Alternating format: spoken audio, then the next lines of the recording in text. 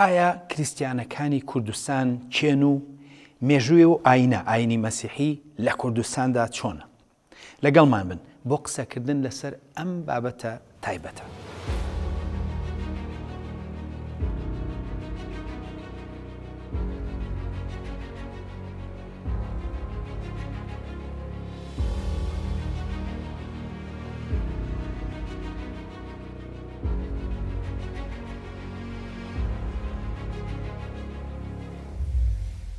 لە هەندێک لە شارەکانی کوردستاندا گەڕێکێکی کریسیان و هەندێک جار کڵێسایەکی هاوشێوەی ئەم کڵێسایی شاری سلێمانی کڵێسایەک هەیە. لە هەندێک لە شارەکاندا ژمارەی ئەوان زیاتریشە، بەڵام بۆ زۆر کەس ناسنامەی ئەوان هەمیشە جێی پرسیار بووە، بە شێوەیەک تەنانەت بۆ کریسیانەکان و خەڵکیش ڕوون نییە کە ئایا ئەوان چێن. ئێمە لەم بەرنامەیەدا ئەمڕۆ هەوڵ دەدەین هەنگاو بە هەنگاو وەڵامی ئەو پرسیارە بدەینەوە کە ئایا کریسیانەکان چێن و پەیوەندی ئەم ئاینە بە کوردەوە چییە؟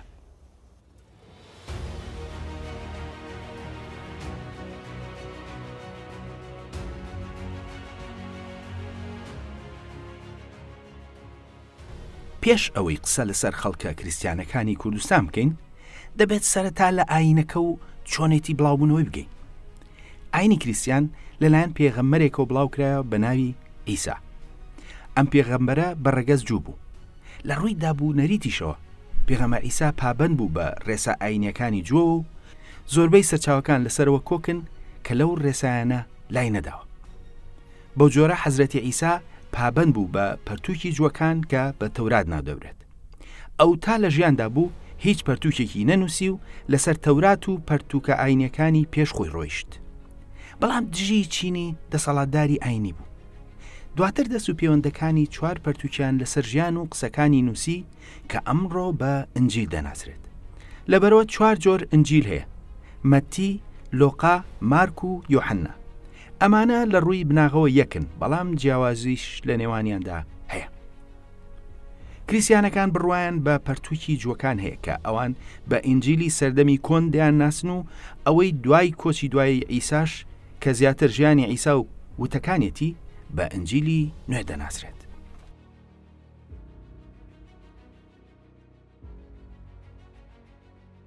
ئەمە سەرەتایەک بوو سەبارەت چۆنێتی سەرهەڵدانی ئاینەکە و پەرتووکەکانی ئەم ئاینە کە دوانی سەرەکین، یەکێکیان ئنجیلی سەردەمی دێرین و ئەوەی تریان سەردەمی نوێ.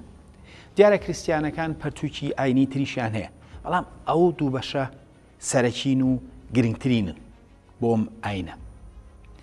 لەبەر گرنگی کوردستان لە سەردەمی سەرەتای سەرهەڵدانی ئاینەکە هەر لە سەرەتاوە ئەم ئاینە بە کوردستاندا بڵاوکرایەوە.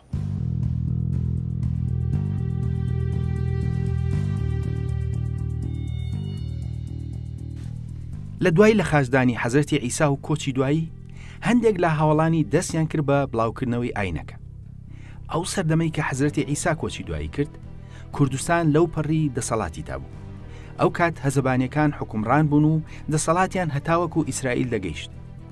ئەم بنەماڵەیە لە سەدەی یەکەمدا کۆشتیان لە ناو شاری قودس یان ئۆرشەلیم دروست کرد بوو. بۆیە هەر پاش ماوەیەک چەند کەسایەتیکی کریسیان ڕویان کردە کوردستان بە مەبەستی بڵاوکردنەوەی ئاینەکە. کەسایەتیەکان زۆرن و لە سەردەمی جیاوازدا هاتوون. من لەم بەرنامەیەدا ئاماژە بەسییانیان دەکەم کە کۆنترین و لە سەدەی یەکەمی زاینیدا هاتوونەتە کوردستان. یەکەمیان حەزرەتی تادوێس کە بە جودێژ ناسرااو بوو. ئەو یەکێک بووە لە 12 هاوڵانی حەزرەتی ئیسا و بەپێی سەرچاوە کریسیانەکان ئەو هاتۆتە کوردستان و ئەرمینیا. سەرەتا ئەو هەوڵی بڵاوکردنەوەی ئاینەکەی لە شاری ڕەها یاخود ئورفەداوە. دواتر چوەتە بەشەکانی تری کوردستان و دەبێتە شەهیدی ئاینەکە. ئەمڕۆ کڵێسایەکی مێژووی لە ڕۆژهەڵاتی کوردستان بە ناوی ئەو کەسایەتیە گرنگەی ئاینی کریسیانەوە هەیە بە ناوی کڵێسای حەزرەتی تادیۆس لە ناوچەی چاڵدێران لە ڕۆژهەڵاتی کوردستان. هەندێک سەرچاوە دەڵێن کە کڵێساکە لە سەدەی یەکەمدا دروست کراوە و بەڵام دواتر لە سەدەی چوارهەمدا نۆژەن کراوەتەوە. ئەمە وا دەکات کە بیکاتە یەکێک لە کۆنترین کڵێساکانی جیهان. دووهەم کەسێکە بە ناوی حەزرەتی مارعەدای یان تادیۆسی ڕەها ئورفە. ئەویش بە هەمان شێوە لە سەدەی یەکەمدا هاتۆتە کوردستان. بەپێی هەندێک سەرچاوی کریسیان ئەو بەیەکێک لە 72 دەست و پەیوەندەکانی حەزرەتی عیسا دادەنرێت. سەرچاوەکان پێیان وایە کە ئەو توانوێتی بناغی ئاینی کریسیانی لە ناوچەکەدا دابنێت. دواتر حەزرەتی عەدای شاگردێکی نارد بۆ شارەکانی تری کوردستان بە ناوی مارماری. مارماری لە سەدەی یەکەمدا هاتۆتە کوردستان و ئەویش هەوڵی بڵاوکردنەوەی ئاینەکەی داوە بە تایبەت لە باشووری کوردستاندا و هەوڵەکانی بوون بەهۆی دانانی بناغی ئاینەکە لە ناوچەی هەولێر و کەرکووک و دەوروبەریدا.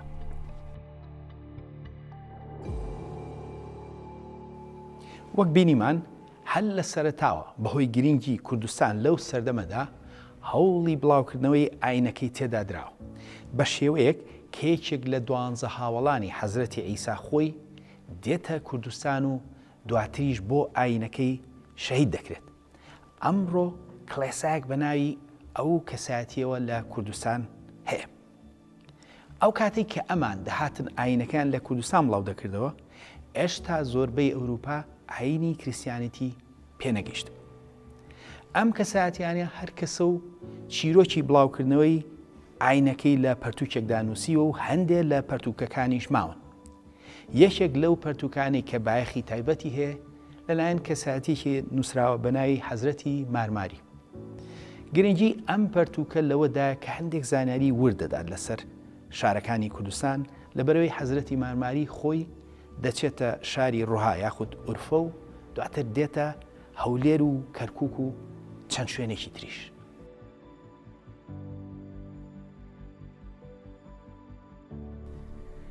پەرتووکێکی دێرین لەسەر هەوڵەکانی مارماری بۆ بڵاوکردنەوەی ئاینەکە نووسراوە. ئەم پەرتووکە هەرچەندە باسی ڕووداوەکانی سەدەی یەکەمی زاینی دەکات و بە ناوی مارماریەوە نووسراوە، بەڵام زۆرینەی توێژەران پێیان وایە کە لە نێوان سەدەی پێنجەم تا حەوتەم نووسراوە، واتە لە نێوان سەردەمی پێش ئیسلام و سەرەدای ئیسلامدا نووسراوە. بەپێی پەرتووکەکە سەرەتا حەزرەتی عەدای فەرمان دەدات بە مارماری کە گەشتەکەی دەست پێ بکات. مارماری کۆمەڵێک شاگردی لەگەڵە و سەرەتا لە شاری ڕەهاوە دەست پێ دەکات و دەچێتە نووسەیبین لە باکووری کوردستان و دواتر کەسێک دەنێرێت بۆ ناوچەی جەزیرە و بۆتان و بە ناوچە کوردیەکانی تردا دەگەڕێن. ئەمجا ڕوو دەکەنە هەولێر. بەپێی دەقەکە لەوێ پاشای هەولێر تووشی نەخۆشیەک بووە کە ئەو بە نەخۆشی شێری حەزە ناوی دەهێنێت کە ئەمڕۆژ بە گوندی عەزە یاخود حەزە دەناسرێت لە نزیک هەولێرە. ئەو سەردەمە ناوچەی هەولێر شێری تێدا بووە و نەخۆشیش بە ناوی شێرەوە هەبووە.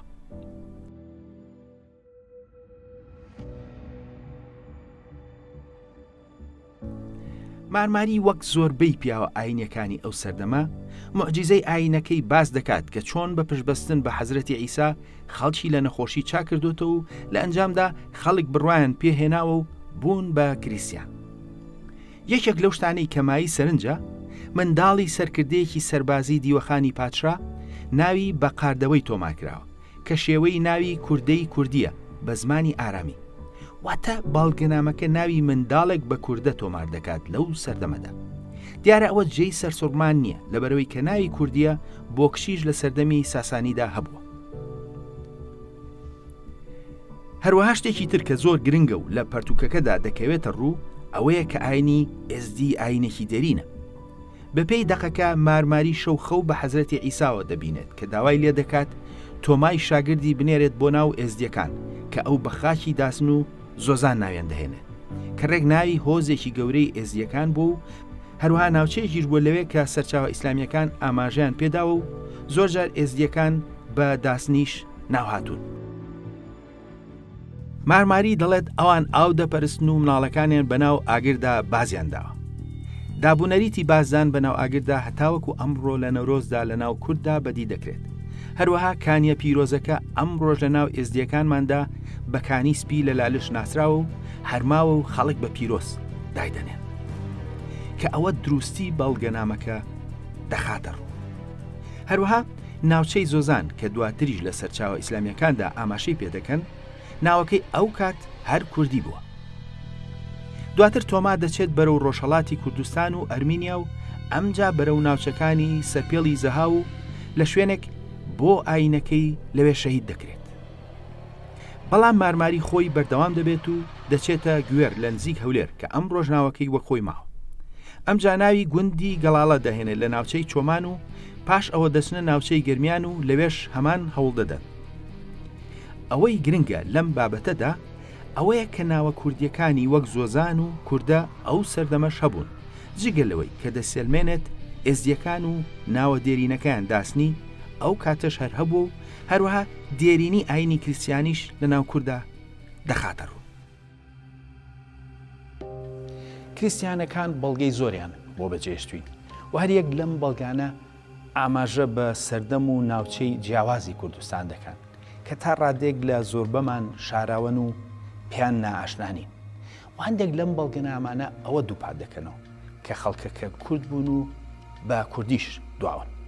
دواتر چەند شوێنێ لە کوردستان دەبێت بە ناوەندی ئاینەکە، لەوانە شاری ڕوها یاخود ئورفە لە باکووری کوردستان و نووسەیبین و هەولێر و کەرکووک و شارەزور و سەرپێڵی زاو کە لە سەرچاوە کریسیانەکاندا بە بێتمەددا دەناسرات یاخود شوێنی مات.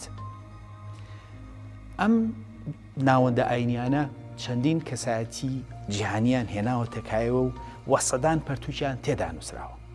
یەشێک لەو پەرتووکە گرنگانە پەرتووکی کرۆنۆلۆجی هەولێرە.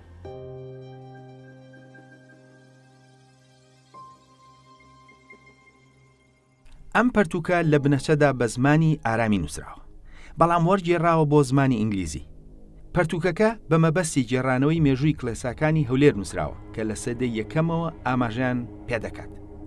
یەکەم قەشەی هەولێر لە سەدەی یەکەمدا ناوی بە پاکیزە هاتووە کە کوڕی پیاوێکی هەژار بووە بە ناوی بێری.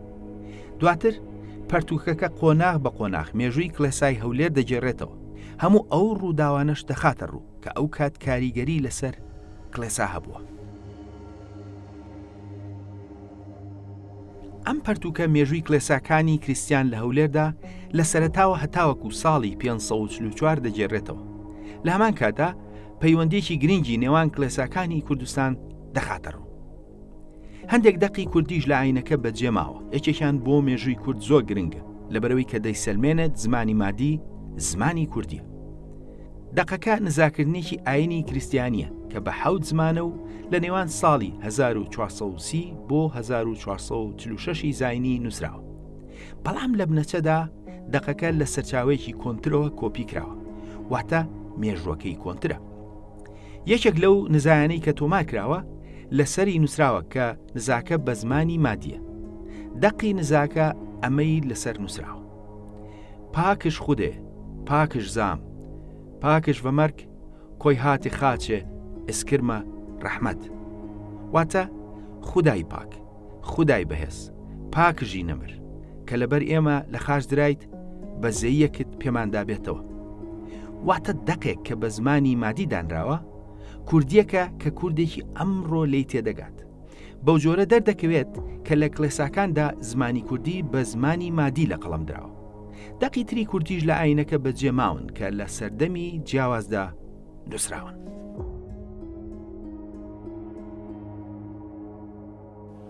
ئەم بەڵگەنامانە ئەومان بۆ دەخەنە ڕوو کە ئاینی کریسیان ئاینێکی گرنگی خەڵکی کوردستان بوو، پەیڕەوانێکی زۆری هەبووە بە شێوەیە کە چەندین مەسەب لە ئاینەکە لە کوردستاندا دروست بووە. بەڵام بێ ئەومان بیر نەچێت کە زمانی ئاینەکە، ئاینی کریسیان، زمانی ئارامی بووە. لەبەرەوە زۆر جار و کەسانەی کە هاتوونەتە سەر ئاینەکە ناوی خۆیان کردووە بە ناوێکی ئارامی. ئەمە زۆر جار هەڵە تێگەیشتن دروست دەکات لەسەر ناسنامەی خەڵکەکە. بەڵام هەندێک سەرچاوە و نمونە هەن کە ئەو بابەتەمان بۆ ڕوونتر و ئاسانتر دەکەن.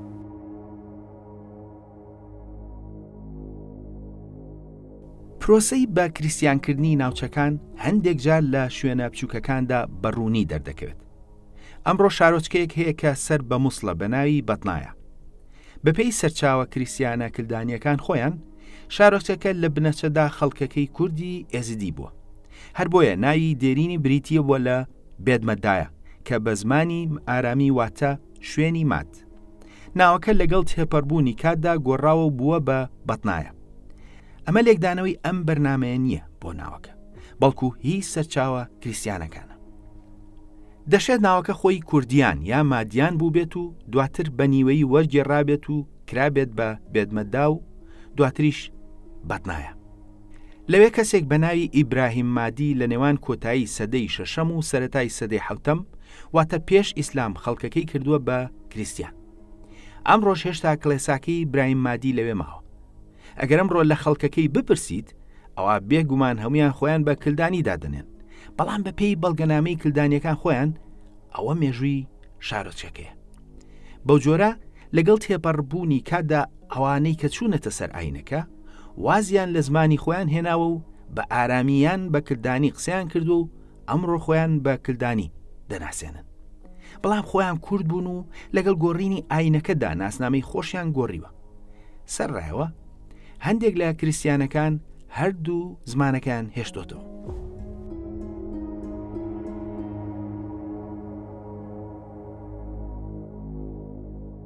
شارۆچکەی بەتنایە نمونەیەکی ڕوونە کە چۆن خەڵکەکەی لە بنەچەدا ئێزدی کورد بوون و لەگەڵ تێپەڕبوونی کاتدا ناسنامەیان گۆڕاوە و ئەمڕۆ خۆیان بە کلدانی کریسیان دەناسێن، بەڵام لە بنەچەدا خۆیان کریسیانی کوردن.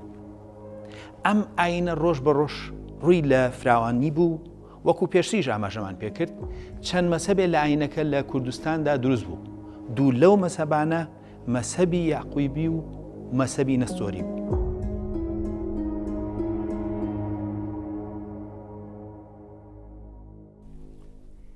سەرچاوە ئیسلامیەکان ئاماژیان بە کریسیانە کوردەکان کردووە. نزیکی 1100 ساڵ لەمەوبەر مەسعودی لە ئاماژە بە بەشە جیاوازەکانی کووردا دەڵێت تیایاندا یاعقوبیە و هەیانە جۆزقانیە و ئەوانە کریسیانن، شوێنی ژیانیان لە دوای ناوچەی موسڵ و شاخی جوودیە. هەروەها سوپای عەباسی بە سەرکردایەتی مەسروری بەڵخی لە ساڵی 872 زاینیدا شەڕ لەگەڵ کوردە یاعقوبیەکان دەکات، واتە نزیکی 1200 ساڵ لەمەوبەر ناوی کریسیانە یاعقوبیە کوردەکان هاتووە.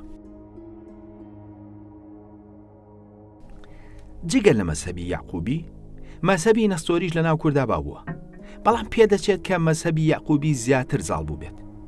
هەندێک مەسەبی تری وەک جۆزقانی و شاڕیگانی و مەسەبی تریش هەبوون، بەڵام یاعقوبی و نەستۆری لەمەڕ کورد زیاتر ئاماژیان پێکراوە.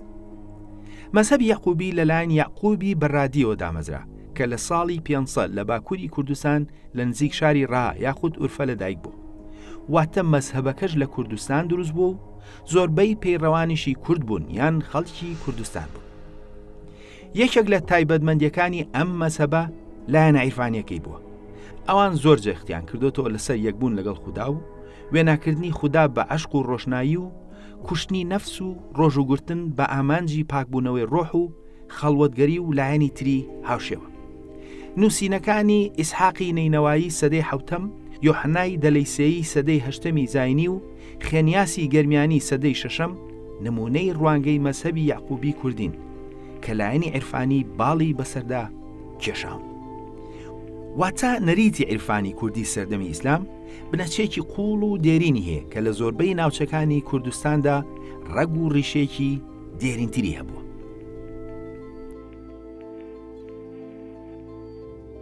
بەو شێوەیە ئاینەکە بە شێوەیەکی بەرچاو لە کوردستاندا بڵاو بوو و مشتومڕ لە نێوان پەیڕەوانیدا دروست بوو و چەند ڕێچکێک هاتبووە کایەوە. ئەم کڵێسانە چەندین کەسایەتی جیهانیان هێنا بووە کایەوە. بەسەرکردنەوەی ئەم کەسایەتیانە پێویستی بە چەند پەرتووکێک هەیە. ئێمە لەم بەرنامەیەدا ئاماژە بە چەندانێکیان دەکەین.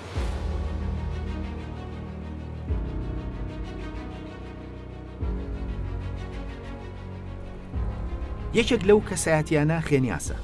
ئەم کەسایەتیە لە نزیکی ساڵی 440 زاینیدا لە گەرمیان واتە 1600 ساڵ لەمەوبەر لە گوندی تەحال لەدایک دەبێت. دواتر لەگەڵ دایک و باوکی دەچێتە شاری ڕا یاخود ئورفە و لەوێ زیاتر دەخوێنێت و دەبێتە قەشەیەکی گەورە. دوای مانەوەی لەوێ خێنیاس ناوە ڕۆمیە ئاینەکەی دەبێتە فیلینۆسی مابوک یاخود مونبیج بە ناوی شاری مابوک یاخود مونبجی ڕۆژاوای کوردستانەوە. وەک زۆر لە کوردە کریسیانەکان خێنیاز لەسەر مەسەبی یاعقوبی دەبێت. مەسەبی ئەو لەگەڵ ئەوانەی ڕۆمدا یەک ناگرێتەوە، لەبەرەوە خێنیاز لەلایەن ئەوانەوە بەلادەر لە دین دادەنرێت و دواتر دوور دەخرێتەوە بۆ وڵاتی بولگاریای ئەمڕۆ بە دەست بەسەری تا کۆتایی ژیانی لەوێ دەمێنێتەوە. خێنیاز بە پیرمەندێکی کریسیان دادەنرێت و چەندین بەرهەمی گرنگی ئاینی لێ بەجێماوە.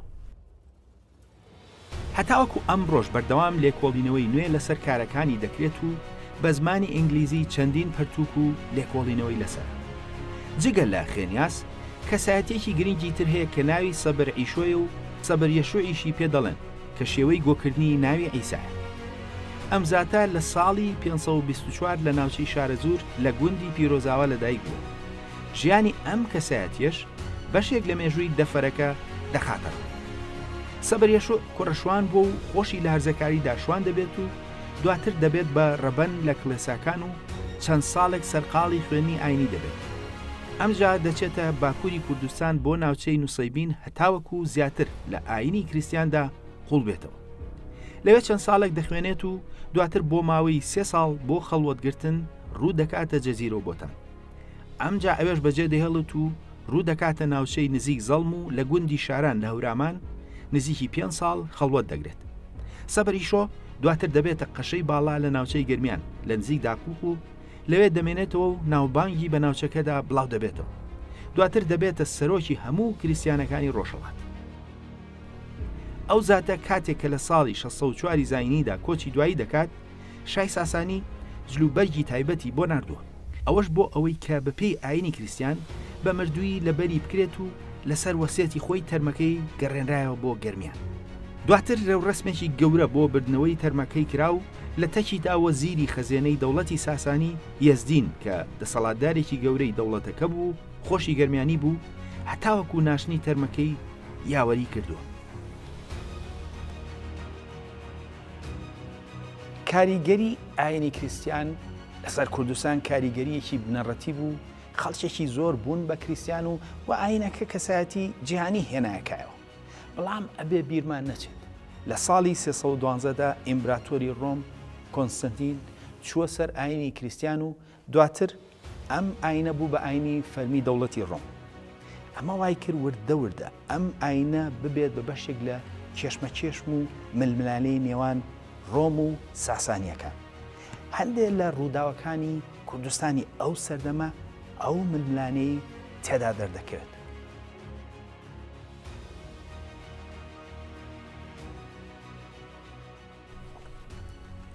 لە سەدەی 4 زاینیدا ئیتر ئاینی کریسیان بوو بە بەشێک لە کێشمەکێشمی نێوان ڕۆم و ساسانیەکان. ئەو کات زۆربەی شارەکانی کوردستان ئاینی کریسیانی زۆر تێدا بڵاو بوو. ئالەو سەردەمەدا پاشای هەولێر چیتر بە پاشا ناو نەدەبرا و بە مەرزەبان ناودەهات. مەرزەبانی ناوچەی هەزەبانیەکان ناوی مارقەردا بوو. ئەو بوو بە کریسیان و ناوەکەشی لە ئەنجامدا کرابوو بە ئارامی. بوونی ئەو بە کریسیان بوو بە ماینی گەرانی ساسانیەکان. بۆیە ئاگاداریان کردەوە کە واز لە ئاینە نوێەکەی بهێنێت. بەڵام ئەو وازی نەهێنا. لە ئەنجامدا سوپای ساسانی هێرشیان کردە سەر و لە قەڵایەکدا لە ناوچەی هەولێر کوشتیان. هەرچەندە ئەم کێشەیە بەڕواڵە تەنها وەک کێشەیەکی ئاینی دەردەکەوێت، بەڵام ڕاستیەکەی ئەوە بەشێک بووە لە ململانەی نێوان ڕۆم و ساسانیەکان و ئەو ململانەیە لە ئاینەکەدا ڕەنگی دابوو. مارقەرداخ بەیەکێک لە شەهیدە گەورەکانی ئاینەکە دادەنرێت و پەرتوکێکی تایبەتی لە سەردەمی دێریندا لەسەر نووسراوە و ئەمڕۆ کراوە بە زمانی ئینگلیزی. پەرتوکەکە وردەکاری زۆری تێدایە کە چۆن سەرەتا مارقەرداخ لە ژێر کاریگەری بانگخوازێکی کریسیاندا ئاینەکەی دەگۆڕێت و ئەو ئاینگۆڕینە چۆن دەبێتە مایی کێشە بۆی. هەروەها پەرتوکەکە زۆر لایەنی ژیانی کوردستانی سەدەی 4 زاینی لەخۆ دەگرێت. مارقەرداخ لە ناو کریسیانەکانی کوردستاندا بە شەهیدی ئاینەکە لە قەڵەم دەدرێت و ئەمڕۆ کلێسایەک و خوێندنگەیەکی کریسیانی لە شاری هەولێر بە ناویەوە نامراوە.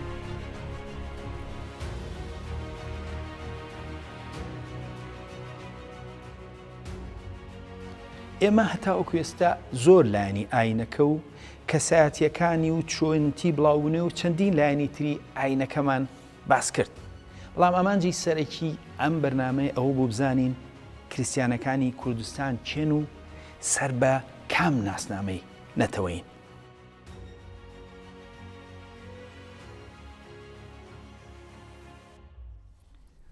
ئاماژ لەم بەرنامەیە تێگەیشتنە لە ڕاستی دروستنی ناسنامەی نەتەوەیی ئەوان و لابردنی لێڵی لەسەر ئەو ناسنامەیە. وەک بینیمان سەرچاوە ئیسلامیەکان زیاتر لە 1000 ساڵ لەمەوبەر ئاماژە بە کوردە کریسیانەکان دەکەن و کورد هەمیشە خەڵکی ڕەسەنی کوردستان بوو و نەهاتۆتە سەرخاکەکە. بەڵام زیاتر لە 4000 ساڵ لەمەوبەر شەپۆلی کۆچی نەتەوە سامیەکان لە بیابانەکانی سووریاوە هاتۆتە ناوچەکە. ئەوانە بە ناوی ئارامی، ئاشووری، کلدانی، ئامری و چەند ناوێکی تر ناویان هاتووە. دواتر زمانی ئارامی بووە بە زمانێکی گرنگی ناوچەکە. واتە زمانەکە زمانێکی بڵاو بووە پێش دەرکەوتنی ئاینی کریسیان. بەو جۆرە کە ئاینی کریسیانیش پەیدا بوو بەو زمانە بڵاو بووە. واتە زمانی ئاینەکە زمانی ئارامی بووە، نەک خەڵکەکە ئارامی بوو بێتن. بوونی پاشماوی کۆچی نەتەوە سامیەکان لە سەرچاوەکاندا ئاماژەی پێکراوە. بۆ نمونە نزیکی 2500 ساڵ لەمەوبەر کاتێک کە سەرکردەی سوپای یۆنانی زەینەفۆن دێتە کوردستان و دەگاتە ناوچەی هەکاری، لەوێ ئاماژە بە بەشێک لەوان دەکات بە ناوی کلدانی و زەینەفۆن دەڵێت. سەبارەت کلدانیەکان دەڵێن ئەمانە خەڵکی ئازاد و شەڕکەرن. چەکەکانیان بریتی بوو لە قەڵغانێکی درێژ و ڕمێک. هەروەها لە نزیکی ساڵی 1820 کلۆدیۆس ڕیچ کە دێتە کوردستان، ئەویش ئەوان لە هەمان ناوچەدا دەبینێت و ئاماژیان پێدەکات و دەڵێت کێویترین و سربەخۆترین لە خێڵەکانی جۆڵەمێرگ و هەکاری بریتیە لە خێڵە کلدانیە کریسیانەکان. ئەمانە 4 خێڵن و گوێ بە پاشای هەکاریش نادەن، مەبەستی لە پاشای کووردە و لە بارێکی تەواو کێویدا دەژین. ئەمانە پەیڕەوی کریسیانی و مەسەبی نەسۆری دەکەن. پیاوەکانیان زۆر نایابن لە هێز، باڵا و ئازایەتیدا و دەڵێن پەڕینەوە بەناو ئەواندا مەترسی زیاترە وەک بەناو خێڵە موسڵمانەکاندا. لە ناوچەیەکدا دەژین لە نێوان ئامەد و جۆڵەمێرگدا. لەو ناوەدا تەنها یەک خێڵی موسڵمان هەیە.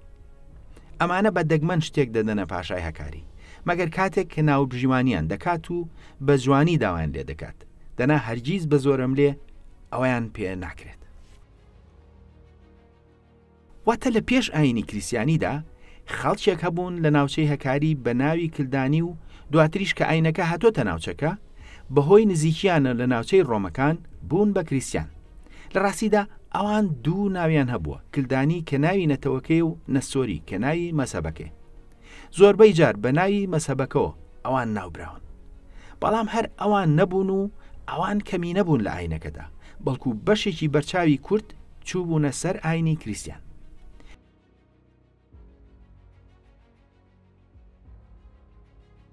ناوی ئاشووری بۆ ئاماژەکردن بە هەندێک لە کریسیانەکان دیاردەیەکی نوێ و لە سەدەی 20دا ئەوروپیەکان ناوی ئاشووریان بۆ ئەوان دروست کرد.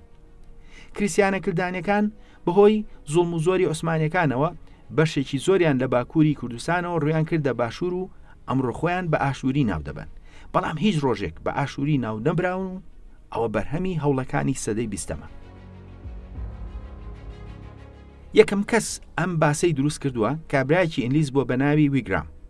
ویگرام لە ساڵی 1910دا پەرتووکێکی سەبارەت بە کریسیانەکان نووسیوە لەژێر ناونیشانی سەرەتایەک بۆ مێژووی کڵێسای ئاشووری تا دوایی و هیچ مەبەستێکی نەبووە لەو کاری.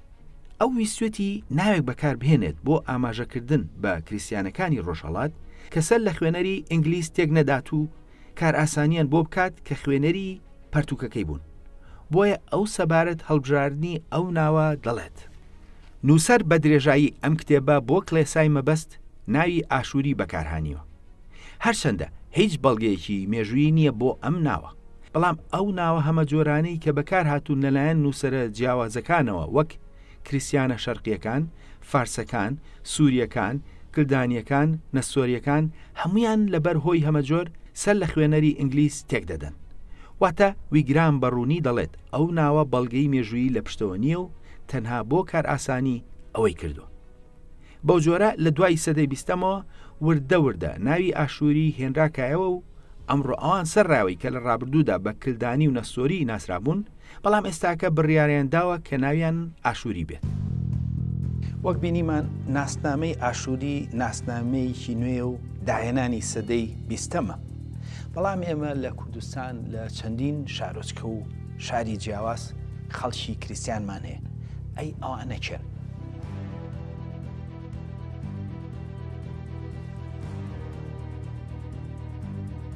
وەک بە درێژایی ئەم بەرنامەیە نیشاندرا زمانی ئاینەکە زمانی ئارامی بووە. دەنا خەڵکەکە ئەو کات زۆری کورد بووە و زمانی ئاخاوتنی خەڵکەکە کوردی بووە. نمونەی ناوی کەس و شوێن ئەو ڕاستیەی دووپات کردەوە. بەڵام وەک لە نمونەی شارۆچکەی بەتنایەدا بینیمان کە لە ڕابردوودا کوردی یەزیدی بوون و دواتر کراون بە کریستیان. هەندێک جار لە ناوی هەندێک لە کەسایەتیەکانی ناوچەکەدا ئەو ڕاستیە دەردەکەوێت کە ناوی ئارامی نیشانەی ئەوە نییە کە کەسەکە کورد نەبێت. بۆ نمونە کەسێک بە ناوی ئەبوو یعقوب کوڕی مەنسوور کوڕی وەسوزان کوڕی مەلک ئیشۆ کوڕی قەحتانی کوردی هەزەبانی هەولێری ناوی هاتووە. ئەم کەسە سەرباسێکی هەولێری بووە کە شارەکەی بەجێهێشتووە و چوەتە ناو سوپاکەی سەلاحەدینەوە. هەروەکو دەبینرێت ناوە درێژەکە ناوی یعقوب و مەلک ئیشۆی بنەچە ئارامی تێدا. لە هەمان کاتدا بەشەکانی تری ناوەکە کوردبوون و هەولێری بوون و هەزەبانی بوونیشی دەسەلمێنێت. لە ڕاستیدا مەلک ئیشۆ کە ناویکی ئارامیە مانای پادشا عیسا دەدات. زۆربەی کریستیانەکانی هەموو بەشەکانی کوردستان ئەوان بە بنەچە کوردن. بۆ نمونە ئەو کریستیانانەی کە لە باشوور لە شارەکانی وەک کۆیە و هەولێر و شەقلاوان ئەوانە بە ڕەگەز کوردن و ئاینەکەیان کریستیانە و زمانی ئاینەکە کە ئارامی یاکردانیە بەو زمانەش قسە دەکەن شان بەشانی کوردی و لە هەندێک ناوچە کوردیەکان لەبیر چۆتەوە. ئەمڕۆ لەم بەرنمەیە ئەوەمان بۆ ڕوون بووە کە ئاینی کریستیان یەکێکە لە ئاینە دێرینەکانی سەرخاکی کوردستان و بێ هیچ گومانێک ئاینێکی کوردیە. لەبەر گرنگی کوردستان لەو سەردەمەدا هەردووا بە دوای لە خازانی حەزرەتی عیسا هەندێک لە هاوڵانی ئەو پێغەمبەرە و شاگردانی ئاینەکە ڕوویان کردوتە کوردستان بە مەبەستی بڵاوکردنەوەی ئەم ئاینە. دواتر ئاینەکە بە بەشەکانی کوردستاندا بڵاو بۆتەوە و هەندێک لە شارەکانی کوردستان بوون بە ناوەندی گرنگی ئاینی کریستیانی. دواتر خەڵکێکی زۆر لە کورد بوون بە کریستیان و تەنانەت چەند مەسەبێ لە کوردستانە لە ئاینەکە هاتۆتەکایەوە. بەڵام هەندێک لەوانەی کە کورد بوون چوونەتە سەر ئاینی کریستیان زمان و ناسنامەکەشیان لەگەڵیدا بووە بە ئارامی. شارۆچکەی بەتنایە لای مووسڵ بە بەڵگەوە ئەو ڕاستیە دەسەلمێنێت.